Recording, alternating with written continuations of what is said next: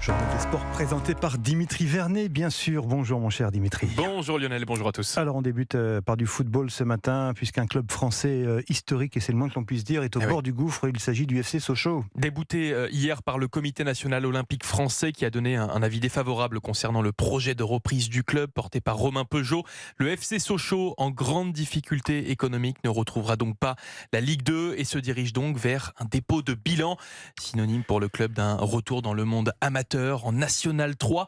Un véritable coup de massue pour Jean-Claude Plessis, président historique du club sochalien. J'ai eu du chagrin aujourd'hui, parce qu'on a échoué, parce que je pensais que Sochaux allait passer. Parce que Sochaux, c'est pas que l'équipe, c'est le centre de formation. Moi, je suis atterré par cette nouvelle. Et j'aurais jamais pensé que mon club en arriverait là.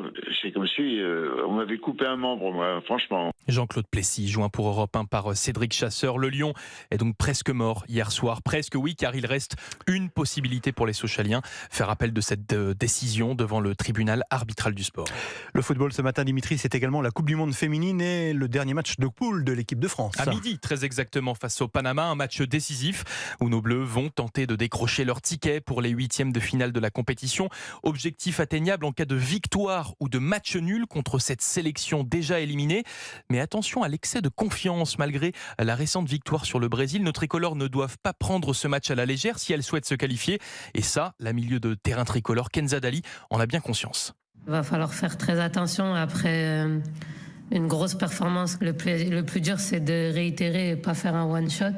Je pense qu'on ne peut plus décevoir, entre guillemets. Donc ça rajoute encore une pression sur nos épaules. Kenza Dali, France-Panama, dernier match de poule des Bleus dans ce mondial. Coup d'envoi à midi. Et puis on termine par du cyclisme, Dimitri. Arnaud démarre un nouveau chapitre de sa carrière. Et oui, après avoir passé 12 ans sous les couleurs de la Groupama FDJ, le cycliste français change de tunique avant même la fin de la saison.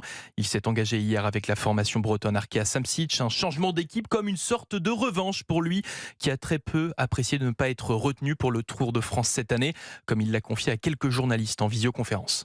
Les dernières semaines ont été compliquées pour moi à vivre, pour ma famille. Mais voilà, aujourd'hui je suis là, habillé de ma nouvelle tenue. Je suis fier et ravi qu'on me fasse confiance comme ça. C'était la meilleure chose qui pouvait m'arriver pour la fin de saison. Le cycliste triple champion de France Arnaud démarre, qui évoluera sous ses nouvelles couleurs pour la première fois sur le Tour de Leuven en Belgique. C'est le 15 août prochain. Merci, c'était le journal des sports de Dimitri Vernet.